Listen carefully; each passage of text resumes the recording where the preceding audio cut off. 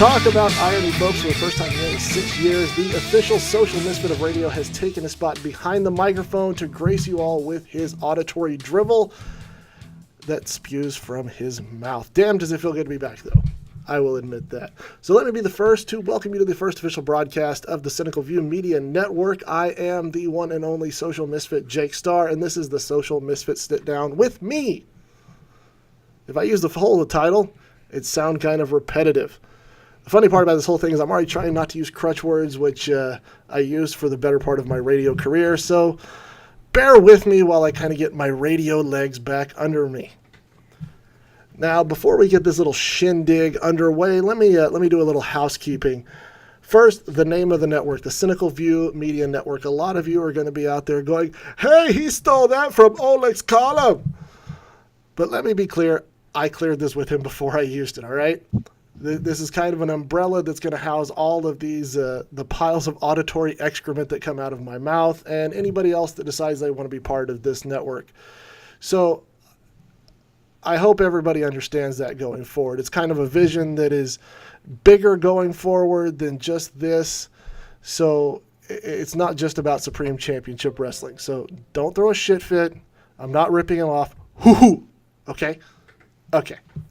So a little bit about what this show is going to be about. The goal when it was presented to me with this idea all along was to kind of have a sit down one-on-one with people from an OOC standpoint. For those of you who don't know what OOC is, it's out of character. In this game, we have in character, out of character, and in character a lot of the time is where we hate one another. Out of character is where we actually try to all get along and be friendly.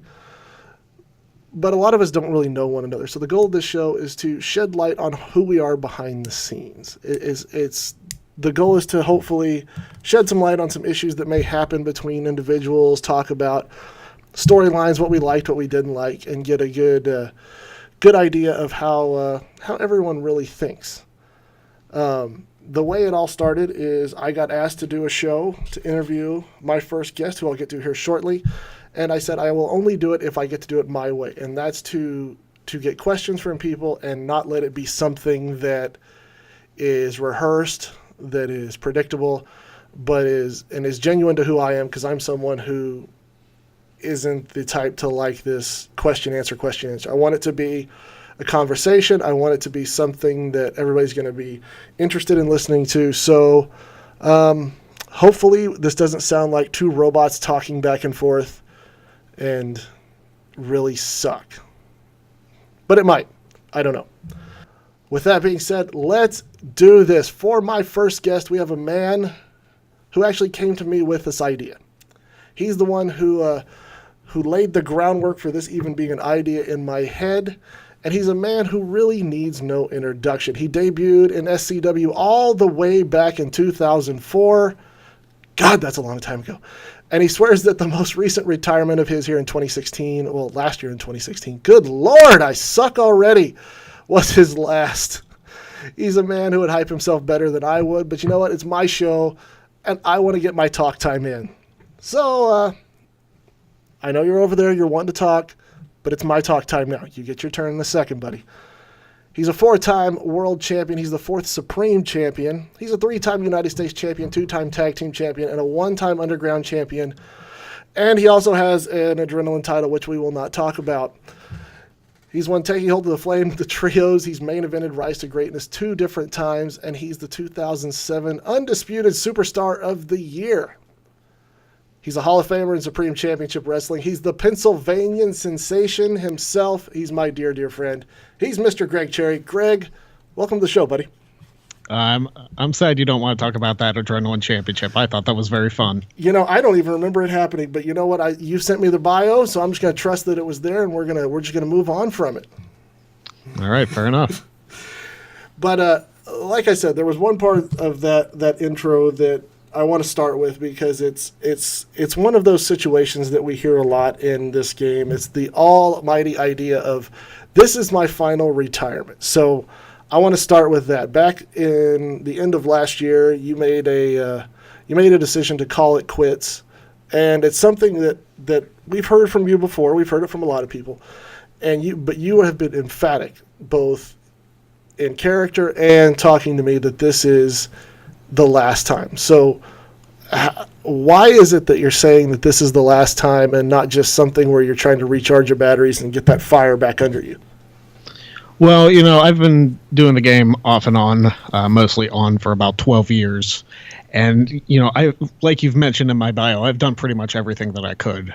The only thing that was something that I just personally wanted to do, just to be a little bit selfish, was become world champion and be world champion when there was a show in Pittsburgh. And, the way the game has evolved and the way that keeps going and the way my last run admittedly went, I don't think that that's something that is going to happen. And, I had a good run. I mean, 12 years and accomplishing all I did, I think I did well enough for myself that I don't really need to prove anything anymore. Well, I mean, and I understand that. That's how I was in, 2005. I thought I was done. I thought I'd pretty much done everything I could. I really just didn't have the desire because I just thought it turned into a bunch of bickering rather than any kind of creative direction. But, 4 years later, I jump back in and I'm still going. And so that's what I'm saying is can you definitively say that you really think this is the last time? Well, during my time in SCW, I jumped around with a couple of different e-feds, and admittedly, and this is no shot on them, but no e-fed that I have been in has been as good to me as SCW has. I mean, Oleg has run this thing for damn near 15 years, which is, as soon as he hears that, he's going to be like, oh my God, I've spent half my life doing this. But nobody has had the creative direction. Nobody has had the determination. Nobody has kept this up as long as he has. And nobody has really let us be us. I've been to other places that were so demanding on their creative control that's it's not even fun to roleplay here. But SCW, we could have our freedom, and he would write storylines for every single character on the show. And there's no arguing, in my case, that SCW is the greatest e-fed out there. And that's not sucking up because, obviously, I'm not coming back. I'm not expecting anything. I'm just saying it the way it is. Oh, come on. Taking hold of flames right around the corner. We all know what that means. Yeah, it's time for my annual tease that I'm going to be in it. Pretty much. Now, I want to stay on this subject a little more because there was a little bit of a controversy after your speech on Breakdown, and it was you felt there was kind of a lack of excitement, lack of appreciation for your farewell, and you kind of went out on the boards. You said something. You were kind of like, man, I thought that there would be a little more reaction. What was your mentality behind that? I am a little bit disappointed that I actually wrote most of the segments, and then I let Oleg know that, he could add anything additional. I was kind of hoping it would be like a Ric Flair retirement deal. Obviously, I'm no Ric Flair, but being that I had given 12 years to the company, I was hoping for a little bit more of a pop rather than just a segment thrown in the middle of the show. I know you want to progress your storylines and whatnot, and that's perfectly fine. But I don't know. I was just hoping for a little more. And I can understand that. And that's I had always been curious about it, and I had always had that question. But the minute I thought of it and we had planned this out, I wanted to make sure that I didn't ask you and then ask you again knowing what the answer, because I was genuinely curious, because I know you were upset that there was kind of a lack of reaction to it. And I don't know if it was partially because of how your last role play that you did kind of gave that idea that it was going to be your farewell regardless, but it was just one of those situations where I was really curious to see where your mind was at that point. Because, obviously we're several months removed from it. And so I'm glad you can still at least get back there and kind of explain how you thought about it. Yeah, and it's not something I'm bitter about. It is what it is. I gave 12 years to the place, like I said before. Yeah, I was a little bit disappointed, but, at the end of the day, it's not something I'm going to lose sleep over. That's a good thing. Now, here's one that I actually did get from somebody else. Because I know once you get into this game, it really is hard to get out. Let's be real. It's hard to not have that fire to want to write again, regardless of if the game has changed. You still want to write. Have you ever thought about doing the kind of thing like Kai and Hayden and those guys where they reinvent themselves into brand new characters, where they throw the past away, they move forward with a new idea, and they evolve it and become something at a new level with the way the game has evolved? You know, I actually did try to do that. I don't know if I told you or if it was only Oleg and I that knew. Do you remember the character, the boss that was in the big tournament a couple of years ago? No, it's not ringing a bell on my end. But okay, it wasn't around very long. That was actually me. Okay. Like, the entire idea was it was supposed to be like this character that was supposed to be, he was a masked character, and nobody was supposed to know who he was. My hope was that I would be able to develop the character well enough to win like a Taking Hold of Flame or win a number one contenders match, win the world title, and then unmask. And that character wasn't going anywhere, so I had to scrap that idea. Well, I mean, have you ever thought about, since stepping away as Greg Cherry, the character, have you thought about getting back in another way where it's not, you're not trying to hide necessarily who the handler is, but you're trying to just see if there's something else creatively inside that brain of yours? You know, honestly, if I was going to come back, which I'm not planning to, I would come back as Greg Cherry, because I feel like I've developed that character well enough to the point where I don't want to start over. I like having something that where A, I know the characters, B, the characters are familiar to everybody else, and C, I can start something new. And I tried to do that with the trios last year, and it did decently, according to Oleg when he came out with his cynical view. But it wasn't, there was just something missing about the whole storyline, and that's why my last run last year, I think the only times I won were the times where people no-showed against me. I was like, if that's the only time I win matches, I don't know. I just felt the desire and the creativity like leave me at that point. I was like, it's not something I'm enjoying anymore. Yeah, it almost felt like work at that point. Yeah, and I've been there myself. And credit to Oleg. I mean, he'll flat out tell me, he'll tell me things that are good, he'll tell me things that are bad, and I think he and I have finally gotten to a level of communication where I actually understand what he's saying. Before I thought I did, and I thought I was running with his suggestions to try and improve, and it turned out I was just rehashing the same thing. So I totally feel you on that. So let's move forward to something a little more, you getting to talk about yourself in a happier light. Let's talk about your career. There you go. So let's go all the way back to the beginning. What made you come to SCW in the first place? I'm sure a few people know this story. I actually started role-playing literally about a week or two before I joined SCW. I had no experience. E-Fedding was a completely new thing to me. I actually started another Fed where we got to be professional wrestlers. Like, we got to roleplay as actual wrestlers. And for some reason, like, I didn't choose like a main event guy. I didn't choose I'm going to be The Rock. I'm going to be John Cena. I was like, no, you know what? I'm going to be Petey Williams. That's all right. I'm going to be the Canadian Destroyer. Because TNA was starting to become really big around that time.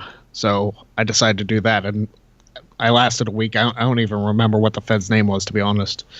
And then somebody from that Fed, for anyone who remembers this far back, Ryan Knight actually asked me to join SCW. I was like, yeah, okay. I was like, well, you don't have to join as Petey Williams. It's like, you can join as whatever you want. And, you know, I was fortunate enough to be born with a name that is perfect for professional wrestling.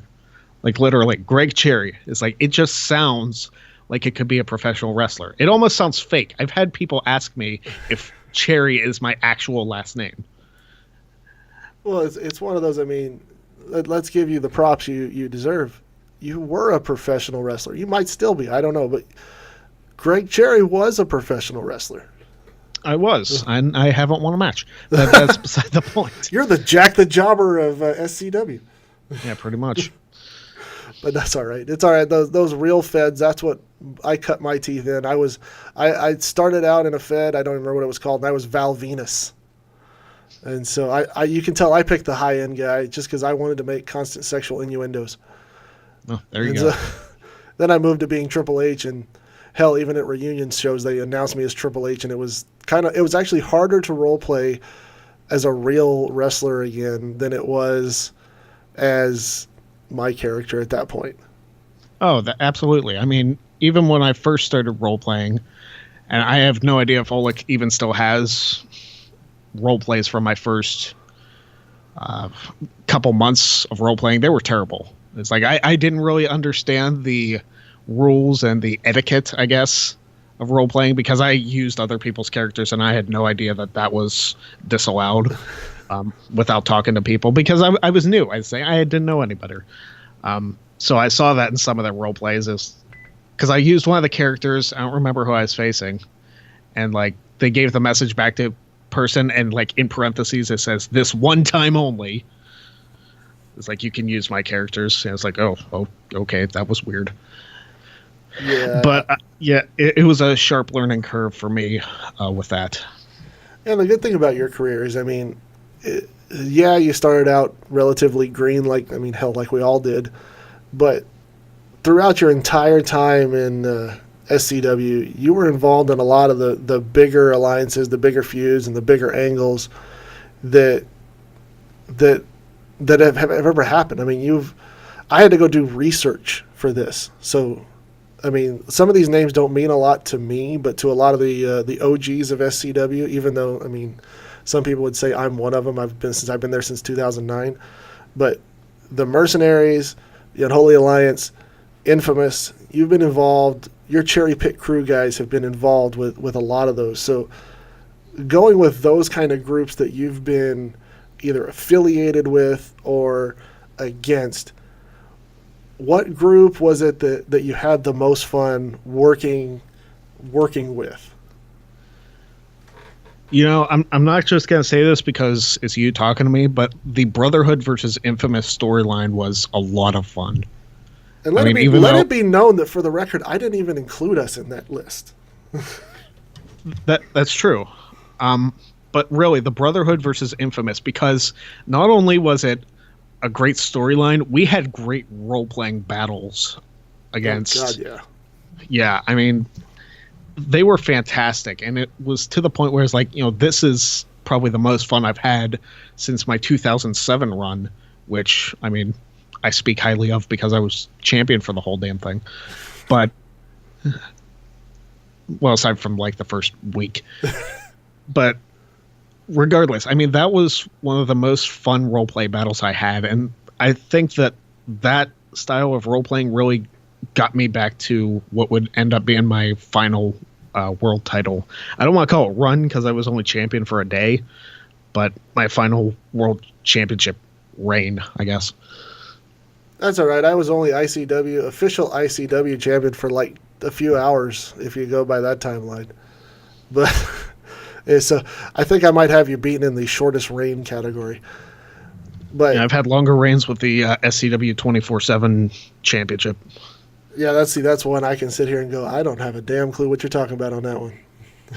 and it's one of those, a lot of people be like, oh, don't admit that kind of stuff. I'm going to be honest. I mean, there's stuff in SCW that predates me, and so let's talk along those same lines. Like the Brotherhood and Infamous. I mean, that was fun. You're exactly right on that. Between Pete and Wasley and John and Ash and you and me, you never knew who was going to come out on top, because it was just a group of guys who knew how to bring it. But there's also the question of your career against individuals. You've been involved with guys like CHBK, Xander Valentine, Jason Zero, Damian Angel. Those are some of your biggest feuds, and only because I am a self-serving ass.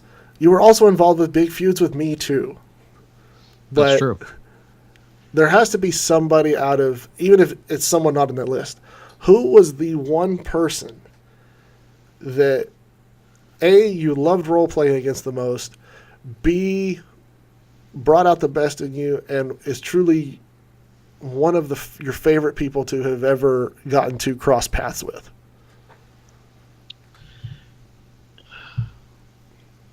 Well, first of all, I did enjoy feuds with a lot of people. I enjoyed my feuds with Jay Gold. I enjoyed my feuds with you as well. I enjoyed feuds with pretty much everybody on the roster at some point, I'm sure. But the one person, and this is probably because I believe I faced him more than I faced anybody else on the roster in my 12 years, Jason Zero. And I'm not just talking about his separate characters. I'm talking about actually Jason Zero, his character. Because we fought from, oh my gosh, probably about 2005 until shortly before I retired. I mean, we were going for that long. We had pay-per-view matches. We had championship matches against each other. We always found a way to bring it against each other. And it didn't matter how many times, if it was the first time, if it was the fifth time, if it was the 25th time. We always found a way to have great role-play battles. Yeah, and I got to give props to Kai. He since day one, I mean, I crossed paths with Jason Zero, then Jason Wheeler into Jason Zero. He brought out a level of role-play in me and forced me to really change my mindset a lot. So I can totally understand why he would be up there for you. Sorry, I was taking a drink of water. Hey, you're allowed. If I had food here with me, I'd be eating and people would just hear me smacking in the background. They'd be hearing you saying something profound and my fat ass sitting here, and that would just sound great. Yeah. Well, I was going to have shrimp in front of me, but I decided against it. Oh, man. This is going great. And now, SCW is one of those places where you don't have kind of one moment that is the blockbuster moment that everybody talks about. Every time you turn around, there's another one. I mean, I know that year to year, every time I turn around, someone's winning that has risen up. You see people who have brought characters back and brought them to a new level. And so there's always these moments that help redefine SCW into something more. But the thing is because you were around so long, you were involved in a lot of them.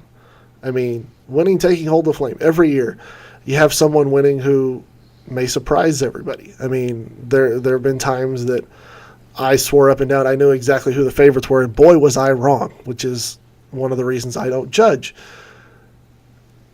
You were also involved in a dual title change at Taking Hold of Flame, and then you had this crazy gauntlet idea, and you've even beaten up Oleg on his birthday. I mean, you've done a lot where it's helped define your career in a way that, I mean, talking about myself briefly, my career is pretty one note. I'm not going to lie. There's been, I mean, Oleg tells me this a lot. Jake Starr has not evolved much from 2009. I'm working on that. That's one of the things that I'm working on. But the thing is you've been involved in enough where you have evolved. You've become more than the original Greg Cherry and taken your career to so many different levels that it's truly remarkable. But are any of those like the moment that you look back on as your greatest moment? Or was there something that, I mean, beating up Oleg on his birthday, that could be a high point, but is there something that I didn't even mention that takes the cake as your your favorite moment? I have a couple actually. You mentioned taking hold of the flame. It was 2007. I was facing Xander Valentine, and it was the first time I believe in Adam's career that he was in a championship match and actually lost one-on-one. And for me to beat him clean, like in the midst of my almost record-breaking at the time title run, it's like that was one of the biggest moments. I lost the title to him 10 days later in that dual title switch, but at that time I was like, this is a big deal. I'm going to be main eventing Rise to Greatness, I thought.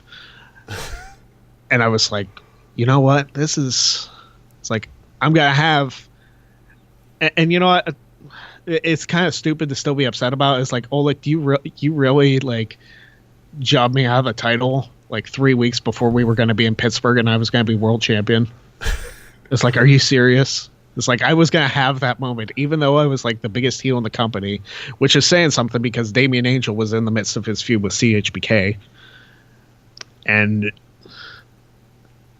I don't remember if he mentioned this on his podcast a couple years ago, but he mentioned that had I retained in that ladder match against Xander, that it would have been a triple threat, Damian Angel, CHBK, and myself for the title.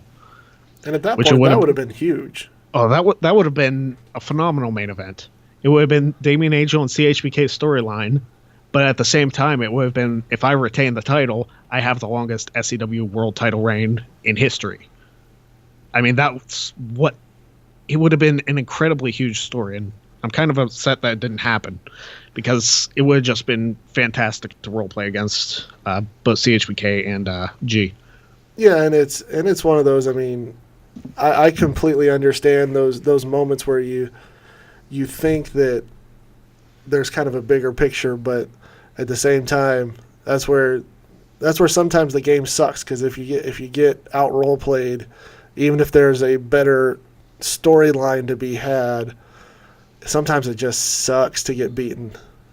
Oh yeah, especially at that point. And I mean, granted, that there was a silver lining. I did win the U.S. title and held that title for almost 300 days. So, I mean, in the long run, it sucked when it happened, but in the long run, it worked out for me. Yeah, and it's one of those. I know that reign of yours, the U.S. title reign, was your baby for a long time.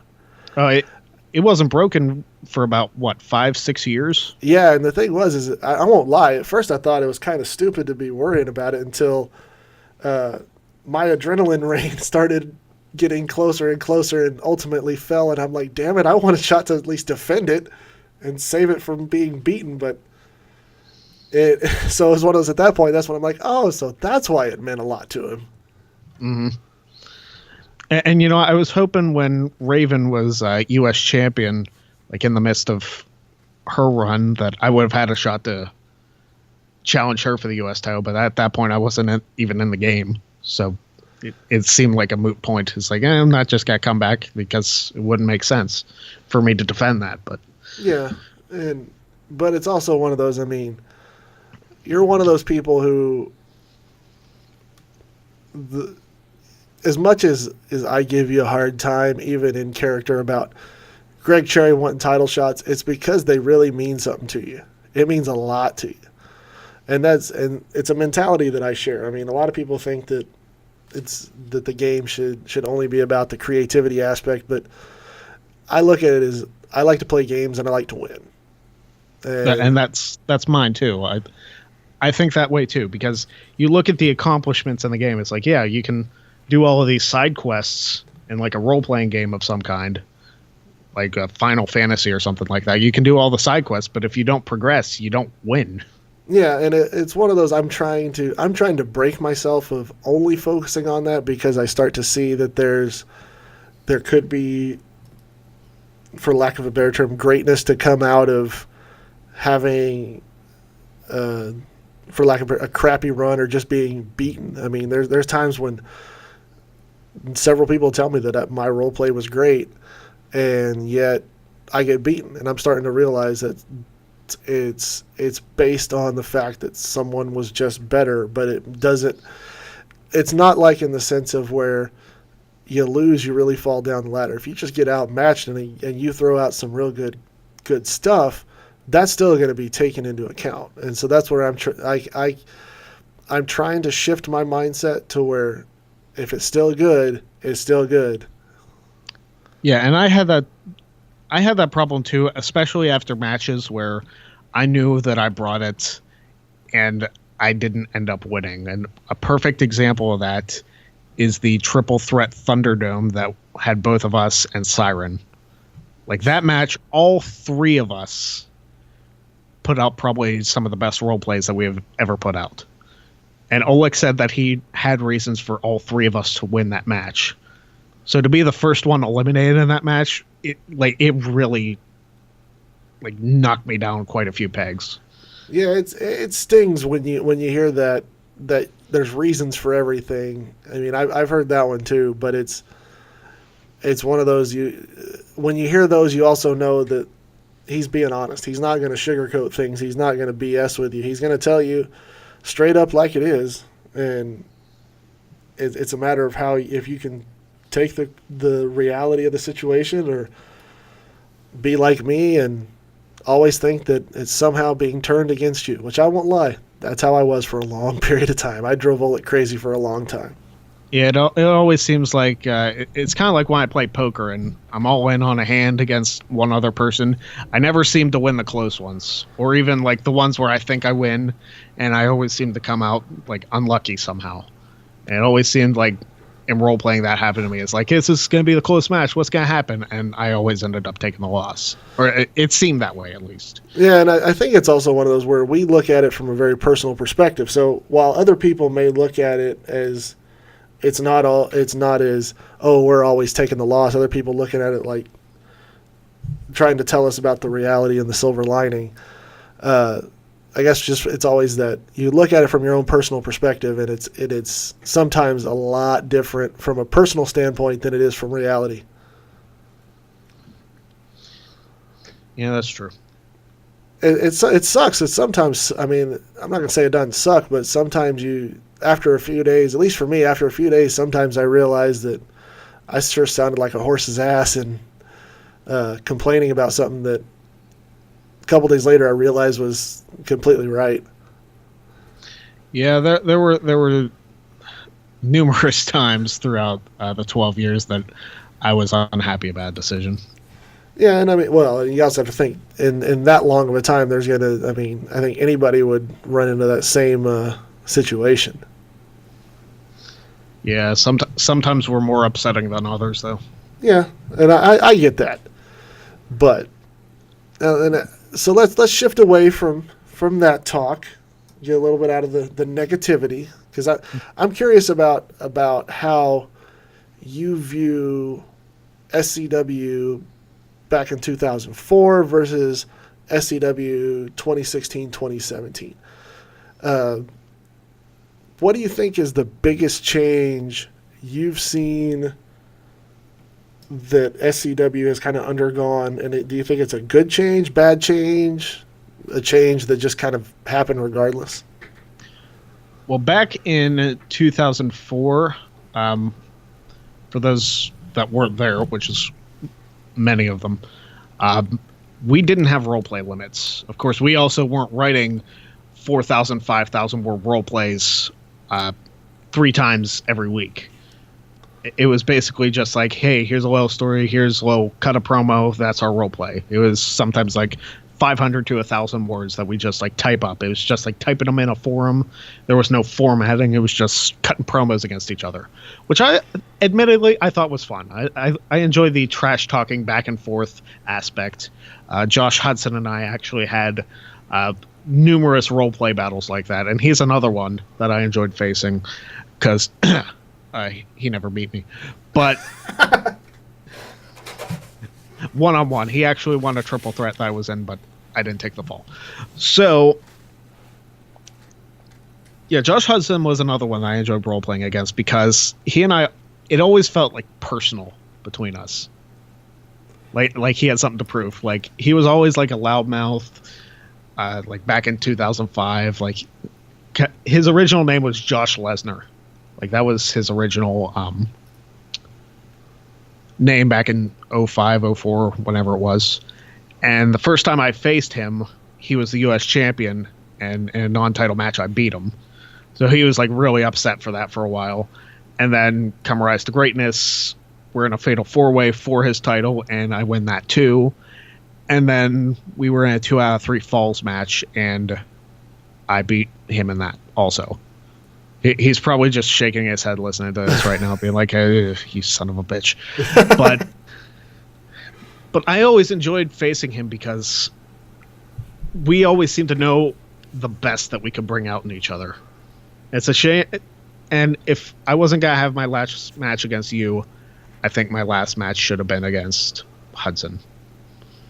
Well, and Huddy, man, if there's anyone, there are certain guys who, when I'm role-playing against them, know how to write a promo that just, does it drive me crazy to read it. It'll grind on me and make me just want to start going at them, like you said, on a personal level. And then I have to kind of step back and realize, wait a minute, they just figured out how to push my buttons, and I can't let them know that. And that's right, people out there. There are some of you who know how to push my buttons. I'm just not gonna tell you who, but there are a few of y'all out there.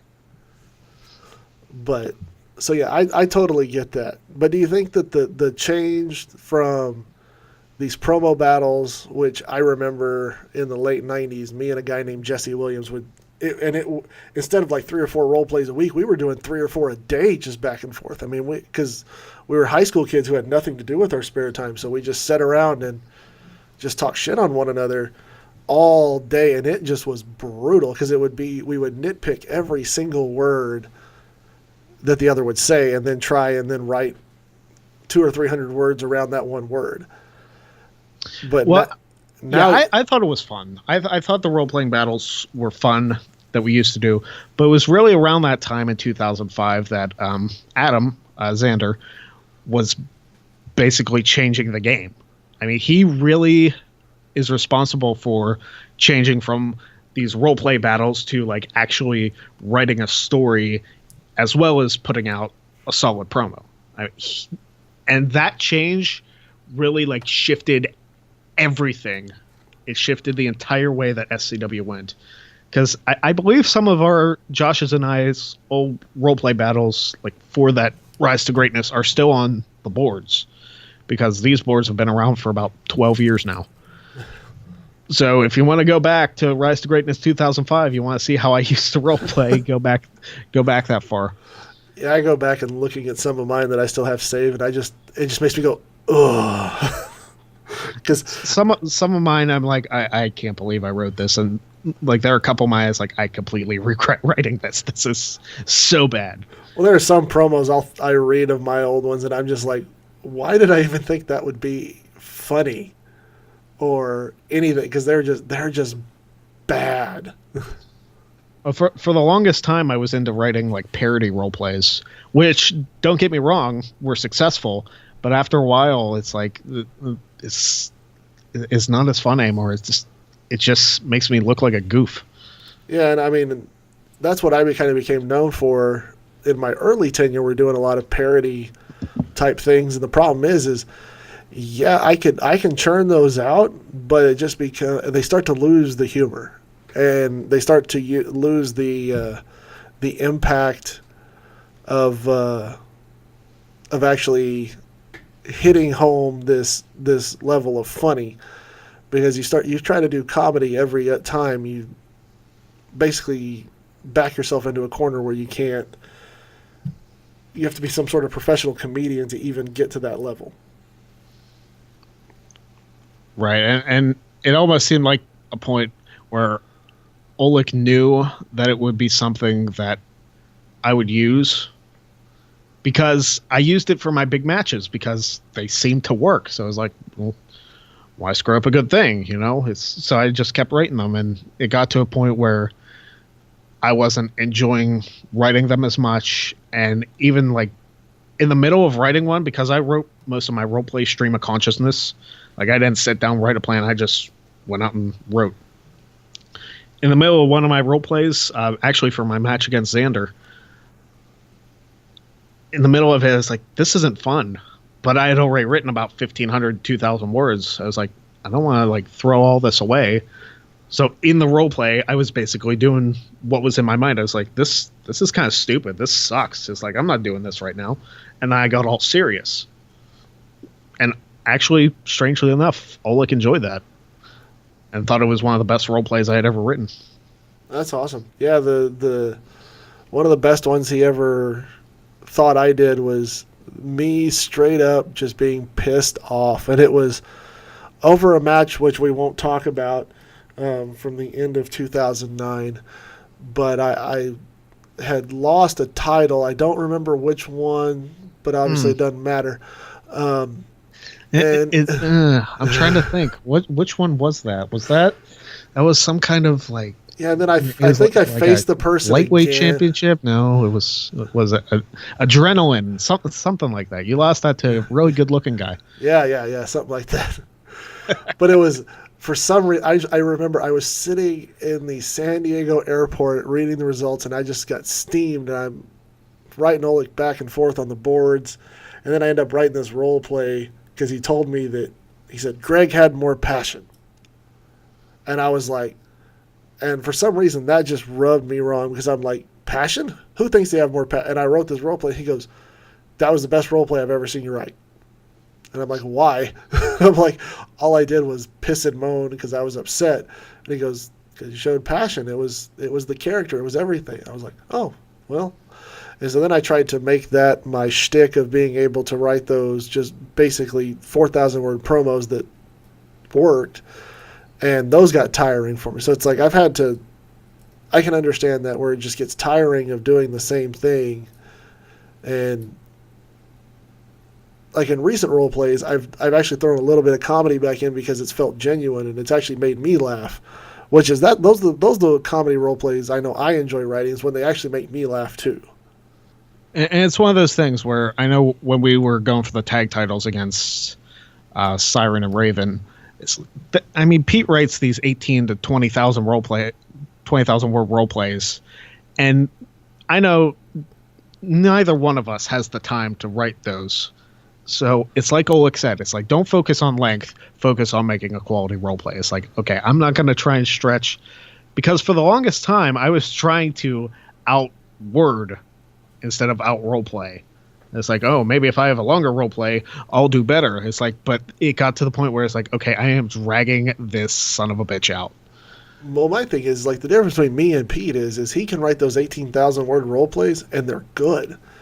I'm not creative enough like he is. He and Wasley and right now even Doug, who's been just writing these epic role plays that are lengthy. I mean, I don't know how they do it because they're great. I mean, they're quality. It's not like they're just they're opening the dictionary and just throwing words on paper and to add length. I mean, they actually work. I just creatively don't have that. So I have to try and stick to my guns, but somehow compete with that. And I've realized, just like you said, that you can't compete with length. You have to compete with qualities. That's where mine may be a third of what theirs is, but if I can somehow keep the quality on par, then I know I have a chance. And there have only been a couple times that I've had really, really strong stories that carried me for months on end. And I can tell you which ones those are. My entire 2007, really the entire year. Like I was carried through into 2008. I was just carried through with my entire heel run as both SCW and United States champion. I was carried through that and Oleg will tell you that was probably my best year. I don't know if he'd say it's one of the best years that anybody's had in company history. I don't want to say that because obviously I'm not him, but that was one of my favorites. And also probably my favorite written storyline for myself was the deal that Ashley and I made. And you know this because you won that match, which really kicked it off. It was either you win the SCW championship or you don't see me until you do. Well, yeah. And that was originally supposed to be, I believe it was supposed to be like a 6-man match. Yeah, it was. I think something happened to make John just up and leave, and I hope to get a chance to talk to him one day so I can find out the whole backstory on that, because that was something that just blindsided me, where he left and it turned into the three of us, and it was kind of a moment where I was confused, but I'm like, okay, let's make the best of what we can. Yeah, and like it was a decent triple threat, but like I think Oleg wrote my elimination beautifully, because I was really emotional, but nobody knew why. But I knew why, because of what the deal was. It's like, I just lost this match.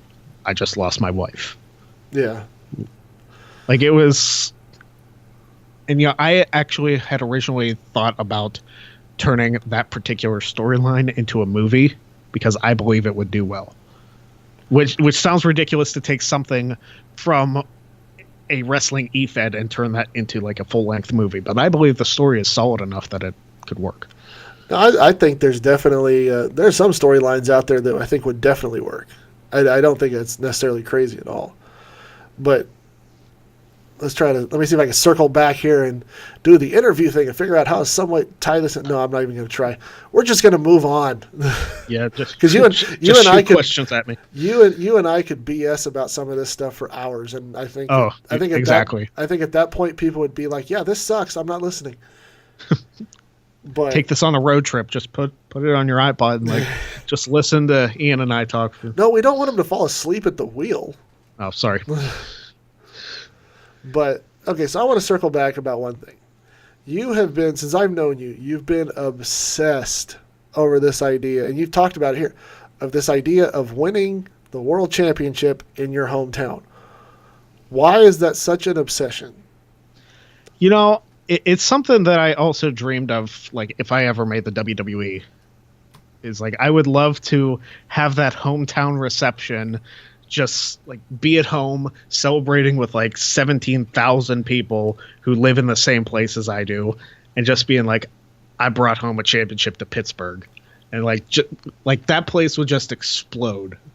I mean, think of when Kurt Angle won the WWE championship back in 2001 when he was in Pittsburgh. Or that place went crazy. Chicago. Exactly. I mean, winning the championship or even being a champion. It's like, I didn't even have to win it there. It's like, as long as we had a show in Pittsburgh and I was world champion, that's fine. It's like, if I was defending the title in Pittsburgh and lost, that's fine. I was there in Pittsburgh as champion. It's like, it didn't matter to me. And that's why I was so upset about the whole dual title switch initially, because I felt like I got robbed of that. Yeah. Is there a reason you think that you were never given an opportunity to make that happen? Or do you just think it's just because the chips didn't fall? It never seemed like the timing of it worked out correctly. I mean, the way that Oleg's schedule shows is we travel to different cities. It seems like we travel to more cities, so coming around to Pittsburgh only happens once a year. So things have to line up perfectly for that to even be a thought. So like, I guess the closest I could come to that was winning the Taking Hold of the Flame Battle Royal in Pittsburgh. Like, that was one of my favorite moments of my career, because I was like, here I come out at number 30, the hometown guy, and I win the thing. And it was like, the Mellon Arena was going away. We're getting a new building. It's like the Pens had just lost in the Stanley Cup. So it's like, okay, you know what? I'm going to say I'm going to win the Battle Royal to make Mellon Arena go out on a good note, instead of the Pens losing, and they didn't move on that year. But I thought it was a good story, and apparently solid enough role plays to win the whole thing.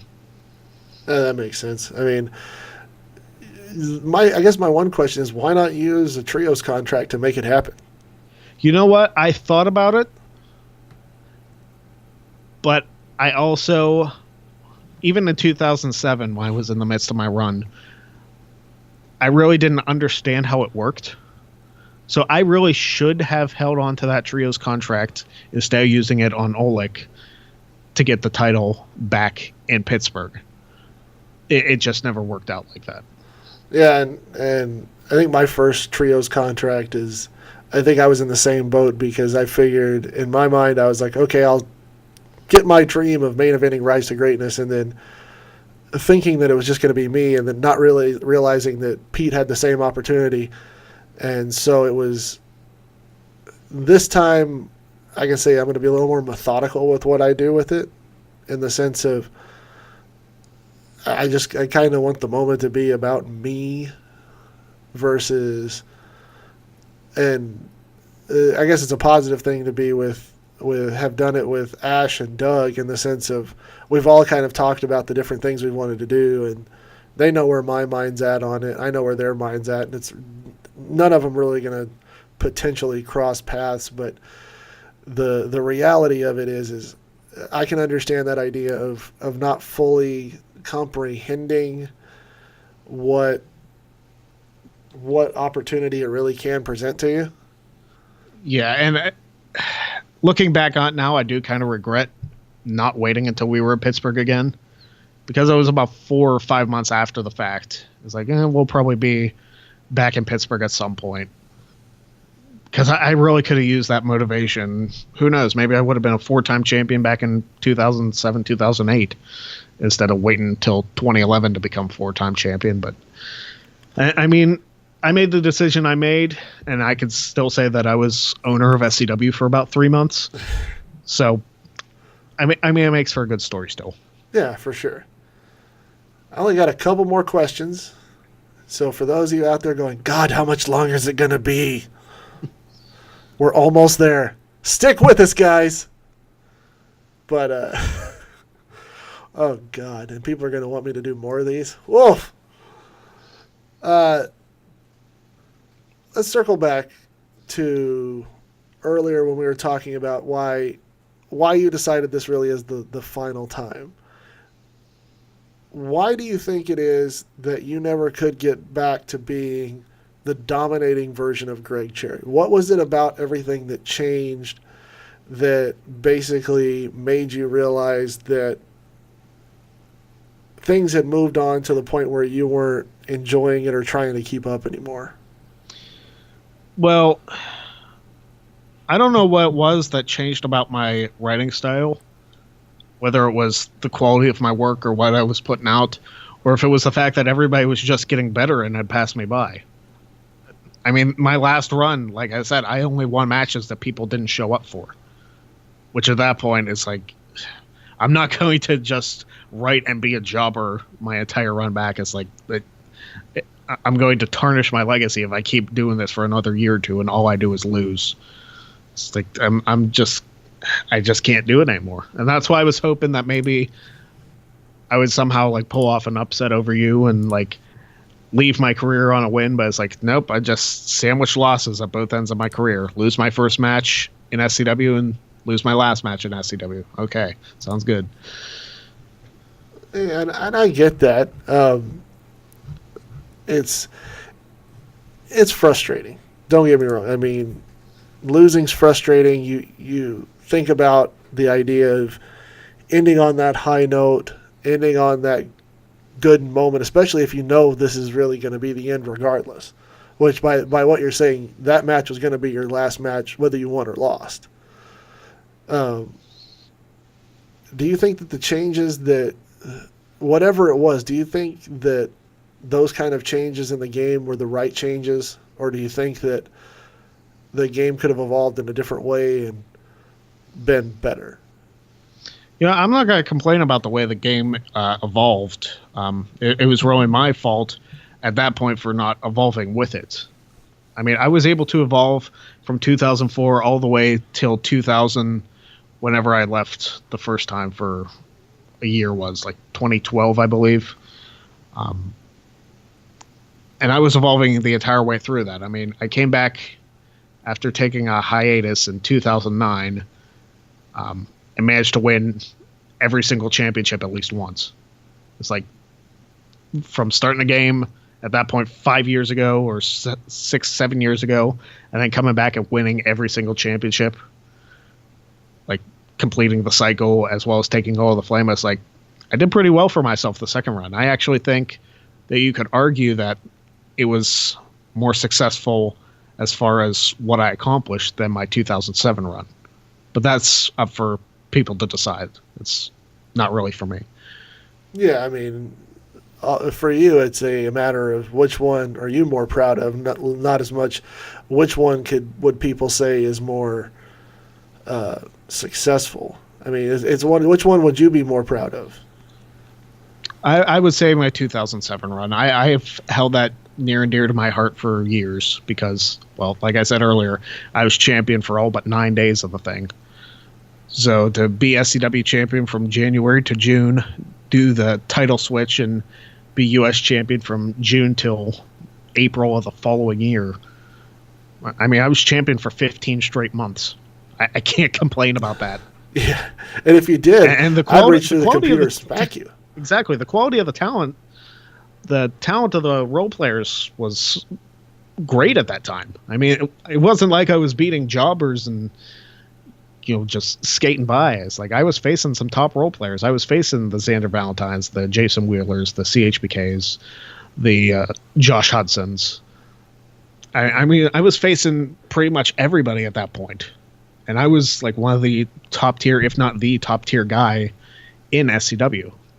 So I don't want to say carry the company because I didn't carry it single-handedly, but to be one of the most reliable people there for that time period, I mean, it was a great time. Sounds like it. One more question for you. Yeah. Is there anything besides the title match in Pittsburgh or being champion in Pittsburgh? Is there anything that if you could go back and do differently or change or have on your resume, is there anything there? Well, I do want to get this out because I was hoping to get this out at some point. And Oleg might shake his head at this, but I still hold this against him. And this was 10 years ago. You'll understand when you hear it. It was a tag team championship match between Hayden and Kai against Len Perez and myself on an episode of Breakdown. And Len and I both role-played and Hayden role-played, but Kai didn't show up. And it had hit the deadline, and Len and I thought we had won. And by all accounts, we should have. And then Kai at like 2 or 3 in the morning posted a role play, and Oleg told us it counted because he gave Kai an extension but didn't tell us about it. And that was frustrating because not only did Len and I lose that match, but Jack and Eddie had become #1 contenders to the tag team titles, and then Oleg made them challenge Kai and Hayden, and they lost too. So I lost 2 championship matches on the same night to a deadline extension that I was not aware of until after the fact. That was... I did not sleep that night with how upset I was. And maybe that managed to get me another couple months of my world title reign, because I could have been world and tag champion at the same time, but I was like, are you freaking kidding me, Oleg? You gave Kai an extension, he keeps his championship, and like you job 3 of my guys out in the same night to them when he had an extension that I didn't know about. So maybe I'm a little bitter for holding on to that, but now that I've like got it out there, it's like this has been weighing on my heart for like 10 years. I need to vent about it. So I was hoping for an opportunity to. Well, I'm glad this could be your therapy session. It really was. I have a couch right behind me that I can lay on. But other than that, there's really nothing else that I wanted to do. I mean, the championship in Pittsburgh was one of my big things. I never got to accomplish it, but unfortunately, we don't get to accomplish like everything that we want to. But what I did, I can say that I'm very proud that I did, and having the SCW career that I did. I think we can we can leave that there because I don't think there's anything else that would sum up over a decade's worth of work better than that. I mean, granted, being bitter about a tag match might be a little bit of a stretch, but still knowing that you did everything that truthfully you wish you could have, minus one moment which it makes a lot of sense. I mean, the title match in Pittsburgh, that's something that ever since I've known you has been like the thing that's near and dear to your heart. And maybe at some point I'll find that desire and be like, hey, Oleg, just give me a one-off title match in Pittsburgh. Just throw me in there. Nobody will be mad. I haven't role-played for years, but it's okay. Just give me that chance. How about this? I think, you know what, if Oleg were to give me a championship match, like an SCW championship match in Pittsburgh, I would come back for that. But if I can win the Trios contract for a third time, that'll be my match. Will be Greg Cherry for the World Championship in Pittsburgh. There you go. Then you'll have to let me know about it so I can roleplay for that. Be like, oh yeah, by the way, the deadline is like in 10 minutes. It's like, you son of a bitch. Meanwhile, I have a 7,500 word roleplay written for it because I've been saving it. Well, folks, that is the one and only Greg Cherry. It's been a pleasure, my friend. Absolutely, it's been fun. Yeah, it's one of those things. This is a work in progress. I definitely need to keep getting my feet wet, getting back to knowing how to make a radio show actually flow, because, boy, I was all over the place mentally, that's for sure. You definitely helped me keep focused. It's just a matter of understanding how to get from point A to point B without going, which I'm really good at doing. Yeah, well, I think at some points we were going from point A to point X to point 25 to back to point B. Well, yeah, if anybody saw how I actually write my role plays, they'd see, hey, that's just how he role plays. Fair enough.